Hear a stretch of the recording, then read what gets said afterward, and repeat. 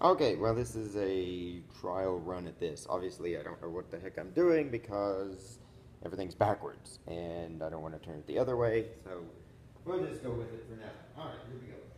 So, turn down a few lights, and let's see what we can do with this here. I'm going to do a case report on cystic fibrosis. This is an autosomal type of disease. It's an autosomal recessive genetic disorder. Wow, that just looks terrible that way, but maybe we'll just focus on me. And you guys can see what's up there. No, that's not good either, so we're going to go back to this, and we'll resolve that issue later. All right. So we were talking about autosomal recessive diseases the other day, and made me think of this particular case study, which I originally intended to and usually do or have over the past few semesters I've done with the respiratory system. This is an actual case study from a student who took A&P and microbiology with me a few semesters ago, and actually is a cystic fibrosis patient. She actually has had the disease all of her life, born with it, and has actually, she's been on the news, local news recently, as of I think last fall.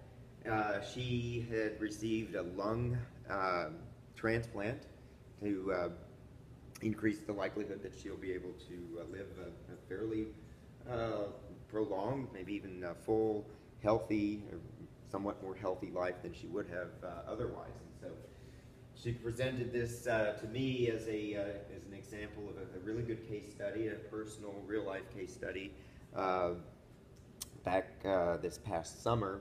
And I used it in class then, I used it last fall, and here we are at the end of the semester, and I'm just now kind of remembering that this would be a really good one to present that relates not just to our current topic, going over things like inheritance and some genetics, but also with regard to the respiratory system. All right, so kind of the way she put this together, and then I've added a few of my own refinements, or maybe not so much refinements, but some additional features to the presentation. And I really like the way she introduces this and kind of giving a scenario that we should all be familiar with. Not that maybe we go around and do this, but we know or probably know what would happen if we would put salt on a slug. And I think we all know the answer to that. It's probably not, it's not something I would promote that you go out and do, whether you like slugs or not, or whatever your concern may be. I would not suggest doing that, but here's what would happen, and we probably know that by osmosis, the slug is going to become dehydrated. All right, the water inside of the slug, this type of organism, doesn't have the type of cuticle or tegument like we do that keeps us from dehydrating, and the slug's very susceptible to dehydration. And adding salt, NaCl, all these ions, the electrolytes, are going to create an environment where by osmosis water is going to essentially diffuse, and it's not really kind of have to be careful here. It's not exactly diffusion of water, but that's a way of looking at it. You have a higher concentration of water inside of the organism in this case, and relatively speaking, with regard to solute concentration, less concentrated amount of water outside, so water is going to move out of the organism, and so that's obviously a very bad situation. Now, the ions, such as sodium and chloride ions, can also play a role inside of an organism in order to facilitate movement of water. In some cases where we don't want it, say, for example, in the intestinal lumen, where you get some food poisoning or bacterium or something that triggers a lot of electrolytes to flow into the lumen, and that's going to draw out by osmosis a lot of water, and we end up with diarrhea. On the other hand, it's another regulatory mechanism by which certain substances can be diluted out and actually forming a substance that's necessary for proper functioning, physiological function of the body. So here we see our example of, okay, water's going to flow out of the slug to the outside, and the slug, of course, slug's going to dehydrate, it's going to dry out without the necessary water inside its body. Its biological processes are going to cease.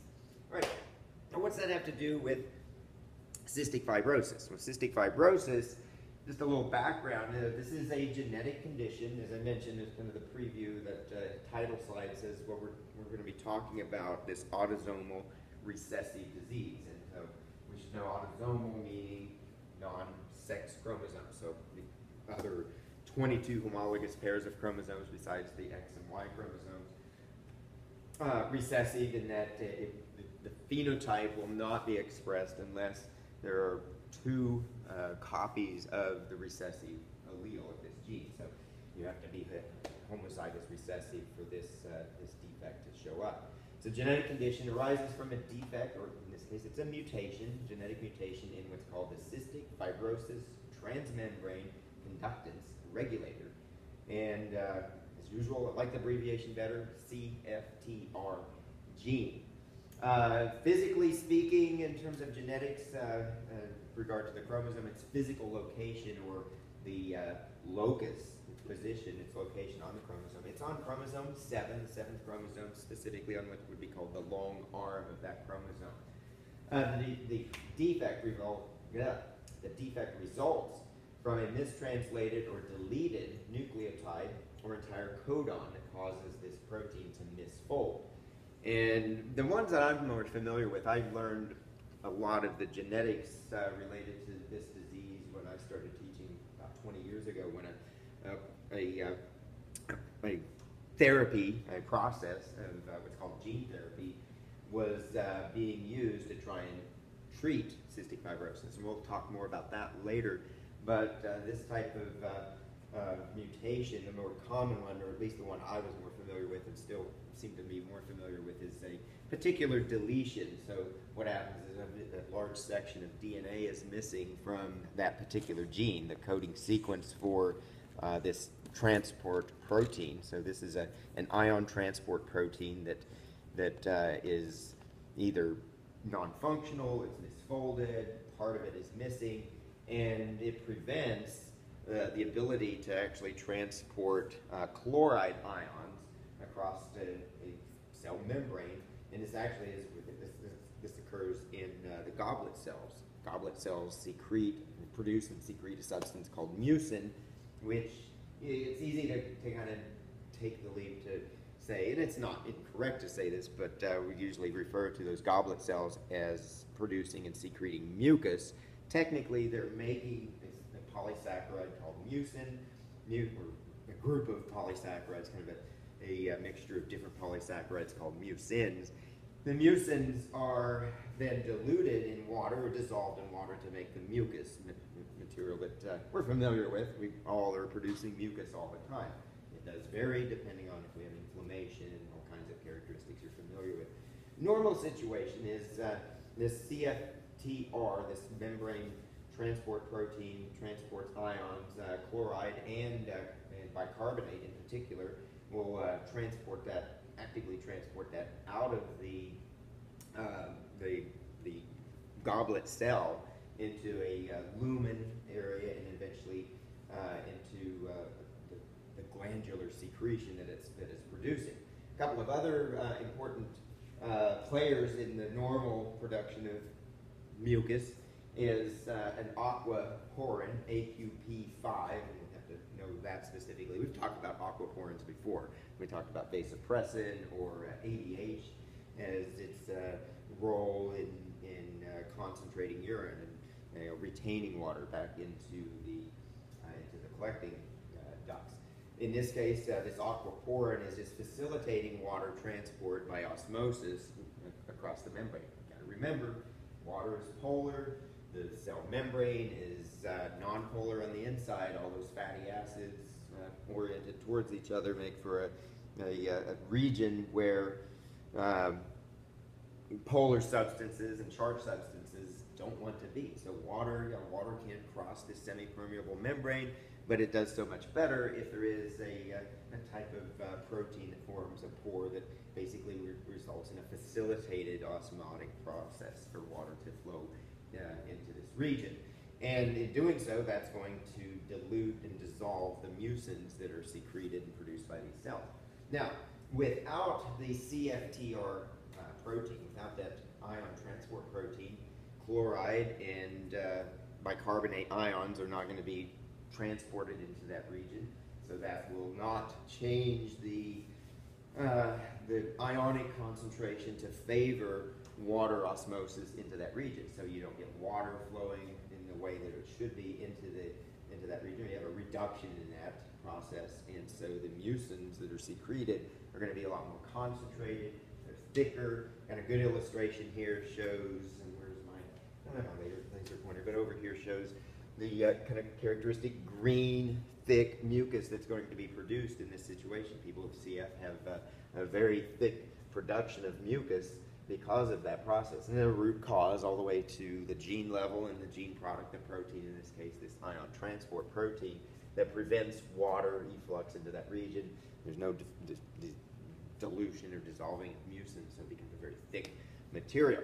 All right, so a couple of characteristics here. So this mutation results in chloride ion channel defect. People with only one copy of that working or non-mutated gene express a normal phenotype, so it's going to be heterozygous. It would be dominant for that protein, and so they're producing enough of this protein to work normally. So they're going to have a normal phenotype, but they are carriers for the CF disease, the particular gene. So they have a recessive copy or a recessive allele of that same gene, and the gene product that is formed is non-functional, but it doesn't interfere with the normal function of, over here, the normal function of the CFTR.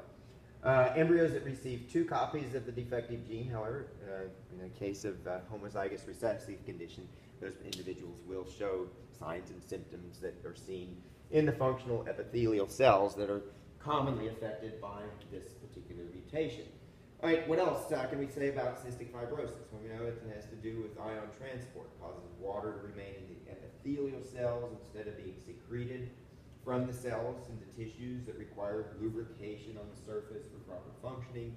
Example, that's why we connect here, kind of tie in with the respiratory system, in that this is really important in our airways. It helps to retain that normal function in the lungs.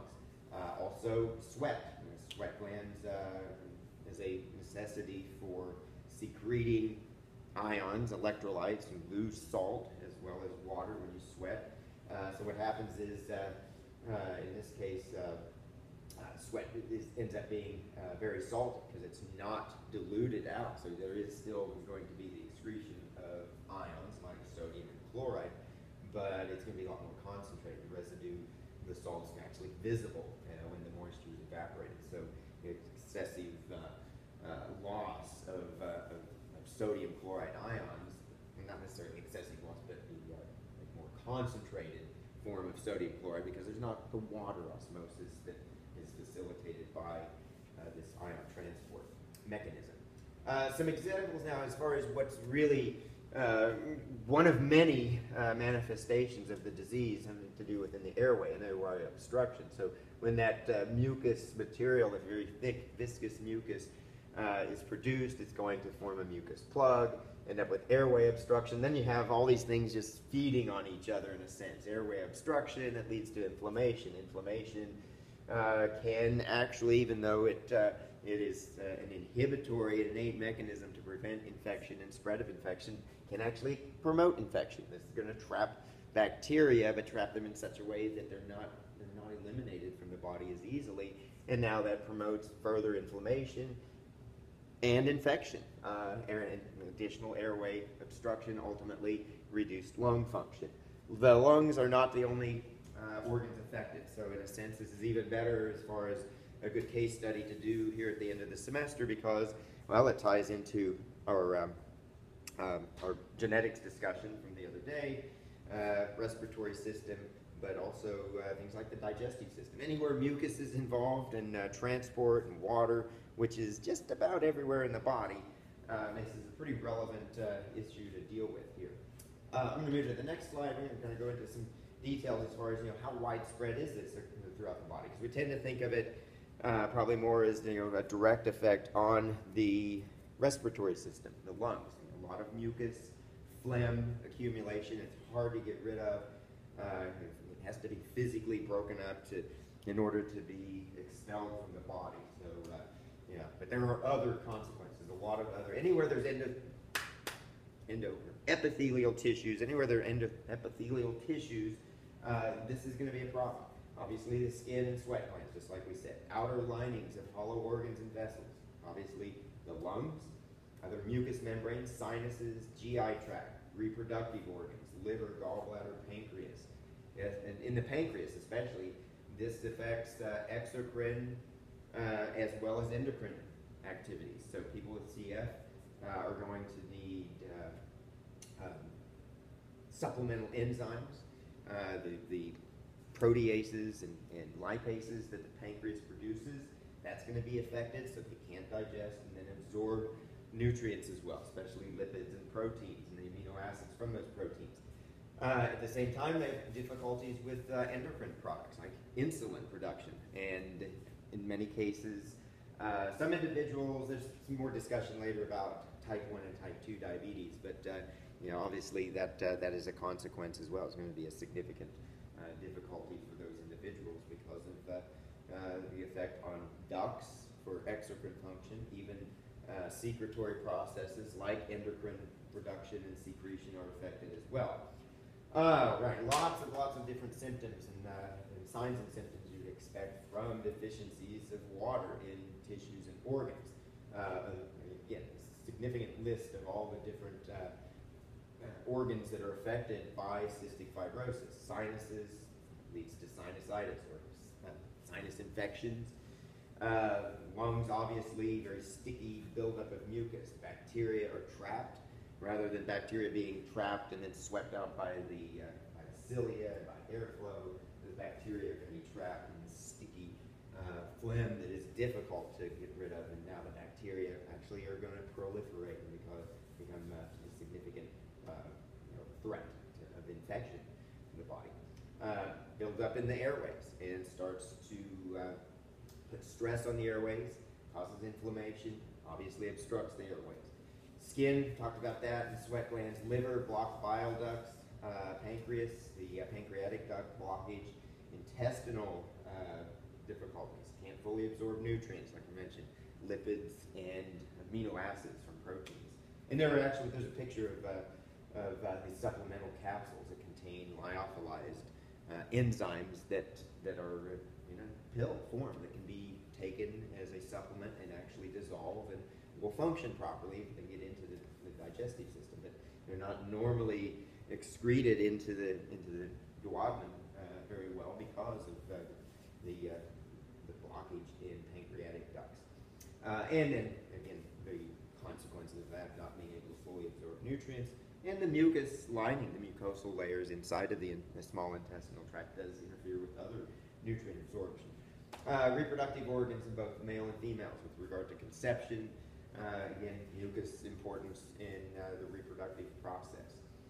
Some other features on the side that are listed, cirrhosis, gallstones, pancreatitis, diabetes, poor growth, nutrition, bowel obstruction, infertility, loss of bone density, hypoxia, and I always say this wrong, hyperkalemia, too much CO2.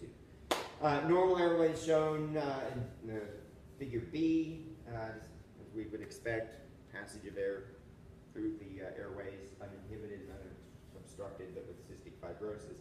The thick, sticky mucus accumulation blocks airways and traps bacteria. All right, this looks a lot like what we did the other day, so good review here of, and definitely a good question that you would see on the final is to determine what ratio or what probability of someone having cystic fibrosis in particular combinations of genes and alleles of those genes. So once again, it's an autosomal recessive genetic condition.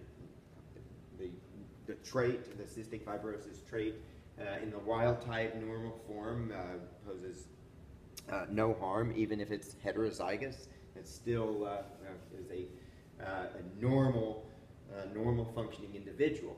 But a person can be heterozygous and would be a carrier. They would be unaffected. So this is a picture here of showing case where two heterozygous individuals, so two carriers, both unaffected, mother and father, and again, during the possible combinations of alleles, either by Punnett square or in this fashion, you can find out that, well, again, the chance of having an affected child is 1 in 4. It's like with other autosomal recessive conditions, traits. Not all of those are conditions or diseases, but any type of trait that's an autosomal recessive would be inherited in the same way. So it would be inherited. Similar to some of the other conditions we looked at the other day that were non-sex-linked type conditions, normal, typical autosomal recessive. So genotype of 25%, or a 1 in 4 chance or probability of a homozygous dominant phenotype, so normal functioning, normal phenotype. Also, the phenotypes, the heterozygous phenotypes also are normal. The heterozygous genotypes also exhibit the normal phenotype, so combination of a total of 3 out of 4, 75% chance that the offspring are not affected, but half of those would have the potential to be carriers or heterozygous, and then the affected 1 in 4 chance of having an individual or child that has that. What kind of inheritance? This is Mendelian inheritance. We talked about this the other day a little bit, kind of the classical complete type of dominance where, again, just the presence of one normal allele of a given gene is enough to give a normal or wild type phenotype. So that's kind of the classical Mendelian inheritance. Now, not every gene, every trait, every type of condition, or whatever it is inherited that way, but a lot of genetic characteristics like this, a lot of traits are the Mendelian type of inheritance. A few other kind of statistics about CF. I'm not going to read every single one of them. I'm going to hit some highlights here. As of last summer, when this was put together, about 30,000 people in the United States have cystic fibrosis, 70,000 worldwide. About 1,000 new cases are diagnosed every year. It's the most common fatal genetic disease. Life expectancy, someone with CF in the 1950s was about 5 years of age. Today, median life expectancy is around 41. There's no cure, but earlier diagnosis is made, that earlier preservative and preventive treatments can be started. There are gene therapy medications at late stages of clinical trials. I'm going to mention more about that later, so I'm not going to dwell on it a lot here. We'll talk about what gene therapy is and then how it's has been tried to correct this defect or to treat people that have CF. Nearly every patient that has CF, again, is going to have obviously lung problems. About 10% have liver problems as well, and again, a wide variety of different organ systems that are affected by the cystic fibrosis condition. Most patients with CF are pancreatic insufficient, so their digestive enzymes don't make it out of the pancreas, so they have poor growth, malnutrition, loss of vitamins and minerals, even further problems that we've seen before because of those situations.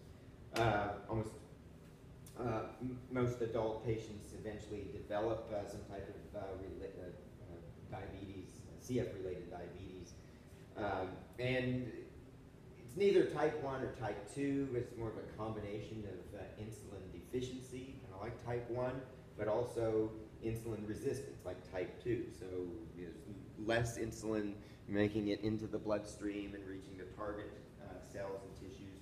But again, that also, in a sense, can lead to a type of resistance to insulin as far as the receptor presence and binding to the receptor in order to carry out the function of insulin. Treatment.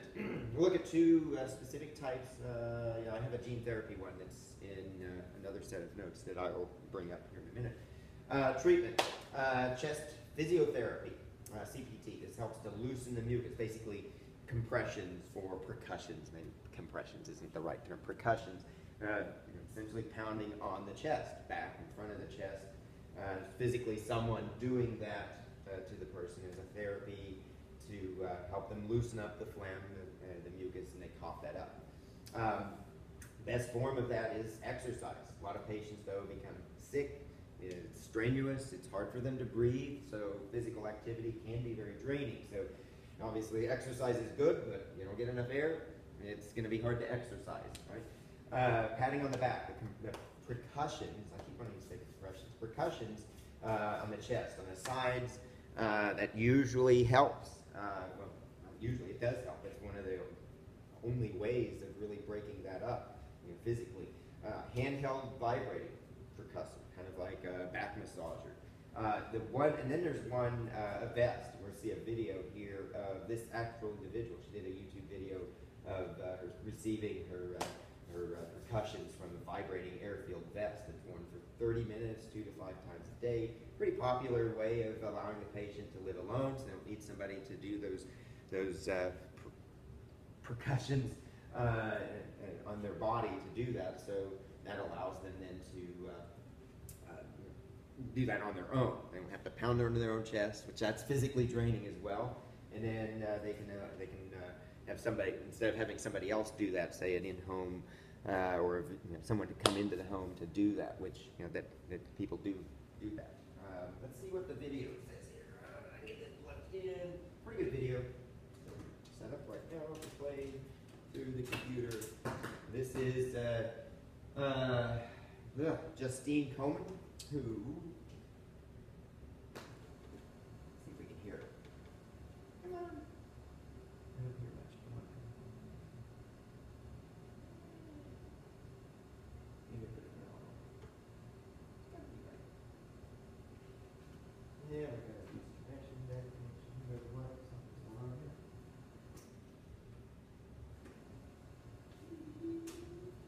Why are you not working?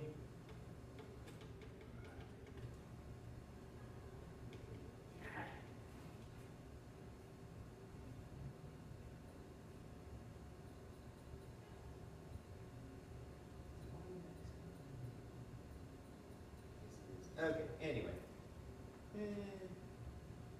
That's not working. Probably a good time for me to quit because I have to go teach class, so this is my first trial. We'll see what happens. Goodbye.